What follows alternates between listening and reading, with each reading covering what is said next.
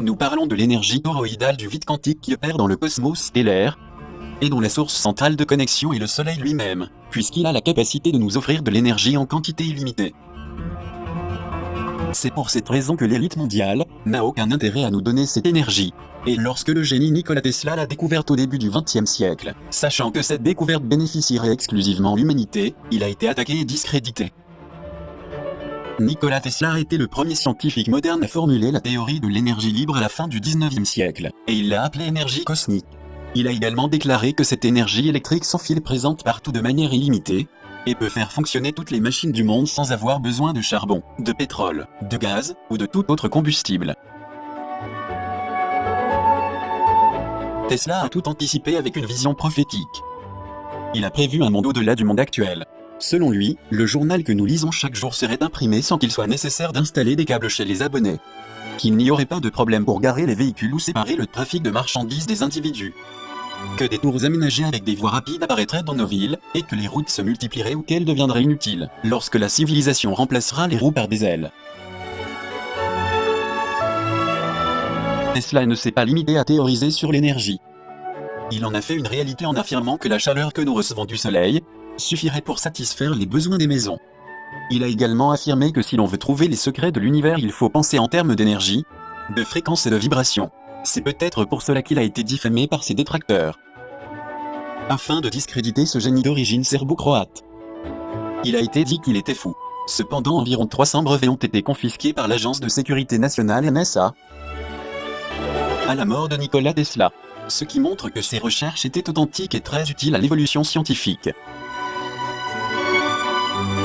Et bien qu'il ait été continuellement surveillé, parce qu'on pensait que ses idées de génie méritaient d'être étudiées un jour, lorsqu'on a demandé à Albert Einstein ce qu'il ressentait d'être le plus sage des hommes, il a répondu « Je ne sais pas, demandez à Nikola Tesla ». À l'occasion du 75e anniversaire de Tesla, Albert Einstein lui a envoyé une lettre de félicitations dans laquelle il disait « Vous êtes un pionnier à succès dans le domaine de l'énergie à haute fréquence. Et vous avez connu le développement miraculeux dans ce domaine de la technologie. » Cela témoigne du fait que Tesla était un vrai génie. Mais à cause de la jalousie de ses détracteurs, il est resté inconnu et fut complètement ostracisé. Raison pour laquelle on l'a appelé le génie incompris et oublié. Et pour quelle raison Tesla n'est-il pas mentionné comme un génie? Ni dans les livres d'histoire ni dans les études de physique. Alors qu'il est le plus grand scientifique du XXe siècle? Il est évident que Tesla en savait beaucoup plus que ce qu'il avait montré à travers ses signaux électromagnétiques, provenant d'une tour de 30 mètres placée dans son laboratoire à Colorado Springs aux États-Unis, et sans besoin de câblage. Il a allumé des ampoules à une distance de près de 2 km sans fil, et à recevoir des signaux étranges de l'espace que personne n'a réussi à interpréter. Cette découverte montre que nous ne sommes pas seuls, et qu'il existe d'autres formes de vie très avancées dans l'univers. Mais l'élite obscure qui nous gouverne ne veut pas le rendre public. Elle préfère nous raconter des balivernes, pour que les gens croient que la technologie obsolète qu'on nous impose est la meilleure qui soit. Il ne fait aucun doute que le fait de relier des êtres d'autres mondes à la technologie toroïdale avancée du point zéro, permettrait non seulement de voyager dans d'autres espaces interstellaires, mais également de résoudre l'énigme des limites de notre technologie actuelle. C'est pourquoi parmi les grandes avancées technologiques découvertes par Tesla, il y a la téléportation ou télétransport, qui a été liée au phénomène d'ubiquité, ou à la capacité d'être présent dans différents endroits en même temps. Même l'avocat américain Andrew Basiago avance que de nombreux faits du voyage dans le temps peuvent être attribués à Nikola Tesla. Des documents lui appartenant ont été retrouvés à New York après sa mort en janvier 1943. Selon Basiago, l'énergie radiante est un champ d'énergie très subtil que Tesla a découvert, et qui est présente de manière latente dans l'univers. Parmi ses propriétés, elle a la capacité de courber l'espace-temps et d'entrer dans un rideau d'énergie ou un tunnel de type vortex. C'est ainsi que dans ce cadre de la gestion de l'espace-temps, l'expérience de Philadelphie, également appelée Project Rainbow, a été réalisée dans l'État de Pennsylvanie vers le 28 octobre 1943. C'est grâce à cette expérience que le destroyer de la marine américaine, USS Eldridge, a apparemment été rendu électroniquement invisible quelques mois seulement après la mort de l'inventeur de génie. On sait également que le Rainbow Project ou projet d'invisibilité a été créé en 1936, et que Nikola Tesla a été nommé directeur du projet. Puis, lors du premier test d'invisibilité qui a eu lieu en 1940, le projet a été enregistré et désigné comme une réussite totale.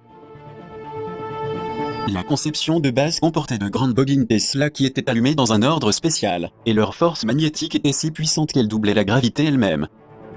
Plus tard en octobre 1943. Avant l'expérience de Philadelphie ou projet Arc-en-Ciel, Tesla a averti qu'il y aurait un sérieux problème avec les personnes impliquées dans l'événement, et que les radiations électromagnétiques pourraient les affecter. Cependant ces indications ont été ignorées, et plusieurs de ceux qui sont montés à bord du destroyer de la marine sont morts. D'autres ont disparu avec le navire pour apparaître à 600 km de là, à Norfolk en Virginie, tandis que le reste de l'équipage est resté incrusté dans les plaques du navire jusqu'à leur mort. Tout cela s'est produit 10 mois après la mort étrange du génie Tesla. Tesla est-il mort de vieillesse et abandonné par tous dans un modeste hôtel, comme on l'a dit? Ou a-t-il trouvé la mort, comme cela s'est produit avec d'autres génies, de façon étrange dans sa chambre, après qu'une servante ait remarqué le profond silence dans la pièce? Il y a aussi un autre fait très significatif. Lorsque Tesla a découvert le moyen de transmettre l'électricité gratuitement et sans câble, le soutien financier qu'il avait reçu du banquier J.P. Morgan pour poursuivre ses recherches, lui a été soudainement retiré. Morgan continua à suivre les traces de Tesla et craignait que l'inventeur de génie ne gagne beaucoup d'argent. Mais Tesla n'avait pas les fonds nécessaires pour continuer. Le colonel John Jacob Astor est apparu, et avec J.P. Morgan, ils ont essayé de dissuader Tesla de poursuivre son projet. Cependant, le destin a poussé le dit colonel à embarquer sur le paquebot Titanic. Il périt avec les 1523 passagers, tandis que la société financière qui avait soutenu Tesla disparut pour aller épauler Thomas Edison. Cependant, seule la presse de ces années-là, qui n'avait pas encore été achetée par les puissants, pour la contrôler comme ils le font maintenant, a publié dans un article de presse une nouvelle dans laquelle Tesla prétendait avoir reçu des signaux d'autres mondes. L'article intitulé « Communiquer avec les planètes » évoquait un contact établi périodiquement dont les sources étaient plus qu'évidentes, mais qui n'avait rien à voir avec des événements connus. Comme prévu, ce cas n'a pas été bien reçu par la communauté scientifique de l'époque, qui n'avait aucune connaissance des signaux cosmiques. C'est ainsi que lors d'un des tests effectués avec l'un de ses appareils, Tesla a détecté des signaux radio qu'il a attribués à des connexions extraterrestres. Suite à cet événement, on dit que l'inventeur était devenu obsédé par la construction de récepteurs radio, meilleurs et plus puissants.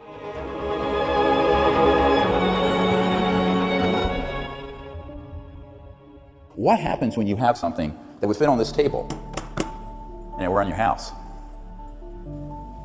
Pulling energy from the quantum vacuum or the zero-point energy field. J.P. Morgan famously was reported to have said to Nikola Tesla when he had a car that had a little antenna on it that was running around where the batteries were charging themselves. J.P. Morgan said, "We can't put a meter on it, we don't want it." Dr. Puthoff, he does zero-point energy research, he's worked for every three-letter agency, told me personally that he knew we already had these technologies, but that if he were to bring them forward, he would be killed along with his family and children. 99.9% of the people on planet Earth would benefit from this. There is a it's not the 1%, it's the 0.0000001% who would not benefit from this because they are the ones sitting atop the petrodollar system, the macroeconomic order, and particularly the fact that it is run, and everything we're using is run, on a metered linear energy source, even solar and wind.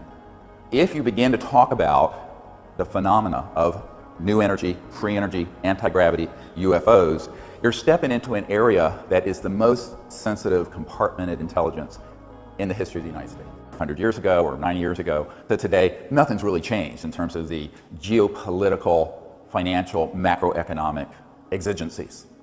And that's the huge problem.